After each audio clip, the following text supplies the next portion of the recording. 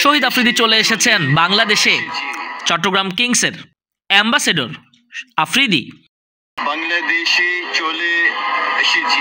দুর্বার রাজশাহী যদি ক্যাপ্টেন্সিটা তাসকিনকে দিত আমার কাছে খুব ভালো লাগতো। তাসকিন আহমেদ ক্যাপ্টেন হবার মতো যোগ্য এবং পেসাররা ক্যাপ্টেন হলে আসলে দলের জন্যই ভালো হয়। আর তাসকিনের মধ্যে বেশ সাহস আছে, অনেক বেশি আসলে উদ্যমী তাসকিন আহমেদ। এনামুল বিজয় ক্যাপ্টেনের দায়িত্ব পালন করবেন।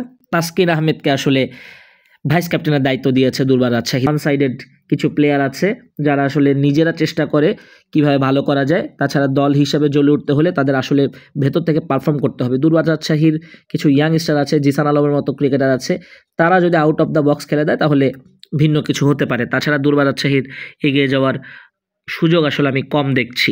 লোকাল প্লেয়ারের মধ্যে তাসকিন বিজয় ছাড়াও আছেন ওই যেটা বললাম, জিসান আলম, আকবর আলী, সানজামুল ইসলাম, ইয়াসির আলী চৌধুরী, সাব্বির হোসেন, হাসান মুরাদ, শফিউল ইসলাম, মোহর শেখ অন্তর, মেহরাব হোসেন আর মিজানুর রহমান।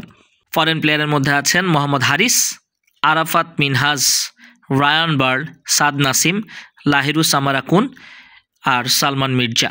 আমি আসলে বাজি ধরবো তাসকিন বিজয়, জিসান, ইয়াসির আলী চৌধুরী, হাসান মুরাদ তাদের নিয়ে। আর বিদেশিদের মধ্যে হারিস, রায়ান বার্ড এই দুজনের উপর আমার নজর থাকবে।